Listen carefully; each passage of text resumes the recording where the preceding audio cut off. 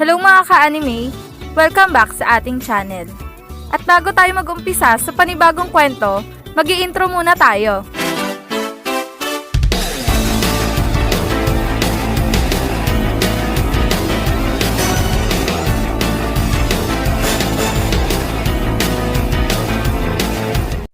Ang nakaraan sa Winter Tournament, tabla na naman ang score sa pagitan ng Team A at Team B.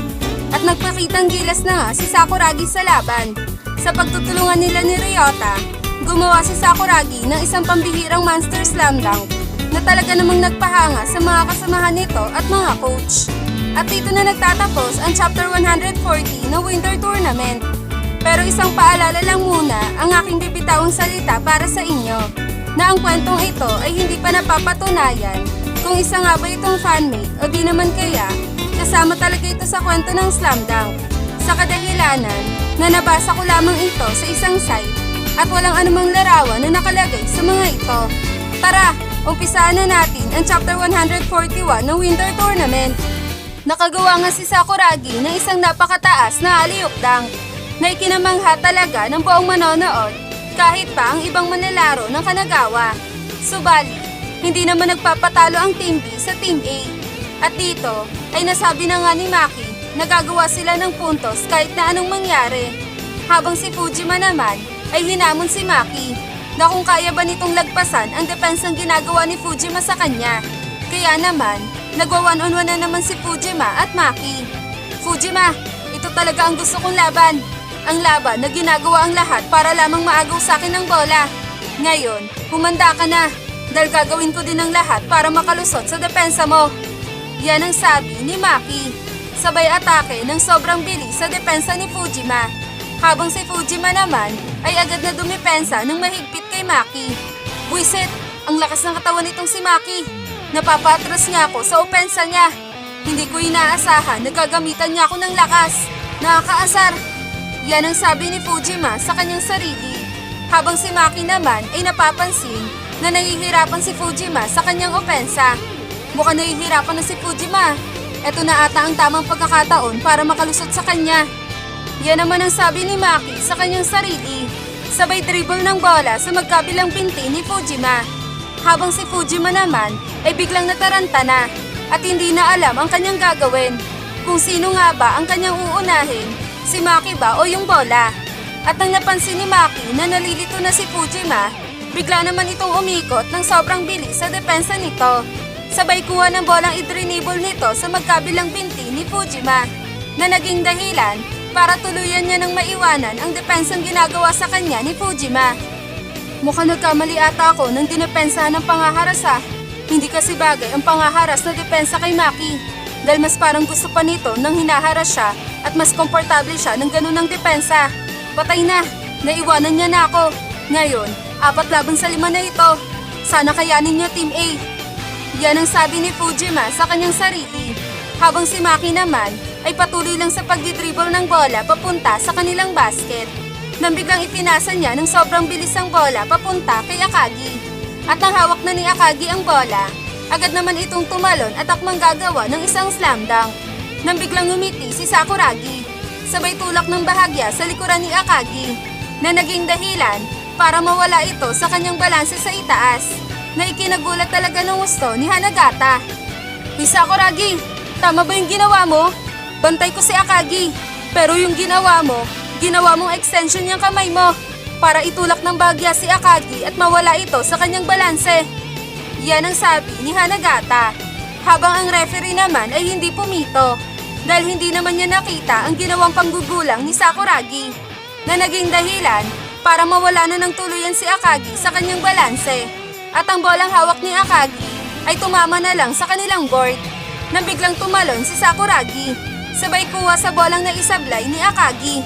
Habang si Akagi naman ay naiinis ng sobra sa ginawa ni Sakuragi sa kanya. Pero sa kabila ng inis ni Akagi, lalo pa itong humanga kay Sakuragi. Kainis kang gunggong ka. Nag-extend ka pa ng kamay mo para lang mawala ang aking balanse sa pagtalon. Ngunit, napakasimpleng paraan ito.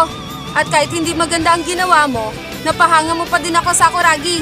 At para sa akin, hindi matatawag na dirty play yon, kundi isang panggugulang. Mahusay ka talaga, Sakuragi. Nagawa mo din ako magulangan. Yan ang sabi ni Akagi sa kanyang sarili. Sa kabilang banda naman, hawak na nga ni Sakuragi ang bola at ipinasa niya agad ito papunta kay Fujima. Sabay tumakbo ng mabilis papunta sa kanilang basket. Habang si Fujima naman ay nakuha na ang bolang ipinasa ni Sakuragi sa kanya at idinidribble niya na ito ng marahan papunta sa kanilang basket. Team, kailangan nating makapuntos upang maitaas na ang kalamangan natin. Dahil hindi pwedeng tayo ang matalo dito. Tandaan nyo, masyadong mabigat ang parusang matatanggap ng matatalo sa laban na ito. Kaya naman, kailangan nating galingan upang manalo tayo sa laban na ito. Yan ang sabi ni Fujima nang bigla siyang binantayan ni Rukawa. Maki, ako na muna ang bahala kay Fujima at susubukan ko sa kanya ang kanyang haras na depensa. Kung magagawa bang makalusot ng kanyang opensa sa depensa ko. Yan ang sabi ni Rukawa. Sabay nagsimula na itong dumepensa ng pangaharas. At dahil sa mas malaki si Rukawa at mas malapad ito kaysa kay Fujima, nagagawa nitong pahirapan ang opensang ginagawa sa kanya ni Fujima. Maganda ang ginagawang depensa ni Rukawa at nagawa niya pang maunahan itong si Fujima. Mukhang hindi na makakapag-isip ng maayos dito si Fujima. Paano na ngayon, Fujima? Ano na ang gagawin mo para talunin si Rukawa? Yan ang sabi ni Coach Tauka. Habang si Fujima at Rukawa naman ay patuloy lang sa pagdedepensa at opensa sa isa't isa. Buisit, napakahigpit ng depensa nitong si Rukawa. Ang hirap makalusot kapag mas malaki talaga ang dumidepensa sa'yo. Kaasar, hindi ngayon ang tamang pagkakataon para labanan kita, Rukawa. Yan ang sabi ni Fujima sa kanyang sarili. Sabay pasa ng bola papunta kay Ryota. At nang hawak na ni Ryota ang bola, agad naman itong umatake sa kanilang basket. Subalit, isang pangaharas na depensa din ang ipinapakita ni Maki kay Ryota. At dahil sa lakas ng katawan at tangkad nitong si Maki, walang magawa ang opensa nitong si Ryota sapagkat naunahan din siya ni Maki sa posisyon. Hinaharas nila kami sa depensa dito sa labas. Kailangan namin makapag-isip ng magandang plano upang malagpasan ito dahil hindi pwedeng maging ganito lagi at baka maubusan kami ng oras. Yan ang sabi ni Ryota sa kanyang sarili. Sabay huminahon sa pagdidribble ng bola. Nang biglang sumigaw si Ayako. Hoy Miyagi! Kailangan nyo nang maitira ang bola! Dahil 10 segundo na lang ang natitira para sa shot clock nyo. Kaya naman, magmadali na kayo. Yan ang sigaw ni Ayako. Habang si Ryota naman ay kalmado lamang na idinidribble ang bola. Nang biglang umatake ito ng sobrang bilis sa depensa ni Maki. Habang si Maki naman ay nagulat ng gusto.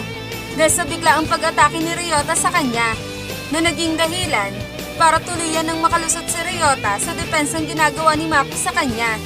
At nang malapit na ito sa kanilang basket, agad naman itong tumalon na takbang gagawa ng isang layup. Nang biglang tumalon si Akagi at Ryota at sinabayan nila ang gagawing layup ni Ryota. Hindi ka makakapuntos, Miyagi! Yan ang sigaw ni Akagi. Habang si Ryota naman ay biglang napangiti. Sabay akmang ipapasa ang bola papunta kay Sakuragi. Habang si Kyota naman ay biglang inextend ang kanyang paa at kamay para harangan ang kinaroroonan ni Sakuragi. Patay! Delikado ito! Inextend ni Kyota ang kanyang kamay at paa para mawala ng butas ang pwesto ni Sakuragi. Pero okay lang, may plan B pa naman ako. Yan ang sabi ni Ryota sa kanyang sarili. Sabay pasa ng bola ng sobrang lakas papunta kay Mitsui. At nang hawak na ni Mitsui ang bola, agad naman itong tumalon at tumira ng isang tres. At sa pagkakataon na ito, wala nang nakasabay pa kay Mitsui. Dahil ang lahat ng manlalaro ng Team B ay nakapokus sa loob ng basket. At hindi nila inaasahan na si Mitsui ang titira para sa Team A. Kaya naman, nalibre na si Mitsui at naipasok nito ang kanyang tira sa kanilang basket. Na naging dahilan para makuha na nila ang kalamangan sa Team B. 22-19. Pabor sa Team A na ikinatuwa talaga ng buong tropa nila. Ang husay mo talaga, Kulot! Lalong-lalo ka na, Midge Boy! Ikaw na talaga ang maaasahan sa tres! Ibang klase ka talaga! Halos wala kang mintis sa tira! Yan ang sigaw ng mga tropa ng Kanagawa. Habang si Jin naman ay napatingin ng seryoso kay Mitsui. Ang MVP na si Mitsui ay nakagawa na ng 2 tres. Samantalang ako ay isa pa lamang. Ngayon, ako naman Mitsui. At papatunayan ko sa inyo na meron akong ibubuga pagdating sa tres. At hindi lang si Mitsui ang pwede niyong asahan. Ngayon, ito ang itaga niyo sa bato. Na simula ngayon, magpapaulan na ako ng tres. Yan naman ang sabi ni Jin sa kanyang sarili. Sa kabilang banda naman, si Coach Tauka ay napahanga sa ginawang galaw ni Ryota at Mitsui. Grabe, ang husay talaga nitong bata mo, Coach Hansai. Ni hindi man lang nauubusan ng plano para sa laban na ito. Na kahit sobrang pressure ng kanyang posisyon, nakakagawa pa din ito ng maayos at tamang desisyon para sa kanyang mga kakampi. Napakahusay talaga nitong si Miyagi. Wala akong masabi sa kanya. Pati itong si Mitsui ay napakahusay din talaga. Hindi dapat ito iniiwan ng libre. Dahil kapag ito ay nalibre at hawak niya ang bola, huwag na kayong umasa pa na may isasablay niya ito. Dahil siya lang naman ang manlalaro na never nasasablay kapag walang nagbabantay. Yan ang sabi ni Coach Tauka. Habang si Coach Takato naman ay napabulong sa kanyang sarili. Dahil nakita nito si Jin na nakatitig kay Mitsui. Mukhang ito na ang hinihintay ko. Ang magpakitang gilas si Jin at magpakawala ito ng sunod-sunod na tres. Ngayon, humanda ka na Mitsui dahil ginalit mo na ang aking bata na si Jin. Yan naman ang sabi ni Coach Takato. At dito na nagtatapos ang Chapter 141 ng Winter Tournament. Isang nakakabiting katapusan na naman ang ating nasubaybayan mga ka-anime. Kaya naman, patuloy pa nating subaybayan ang mga susunod na chapter. At kung nagustuhan niyo ang ating kwento, share nyo na ito at mag-iwan na din kayo ng isang like para mas ganaan akong gumawa pa ng mas maraming video. At maraming salamat nga pala sa mga hindi nag-i-skip na ating ad.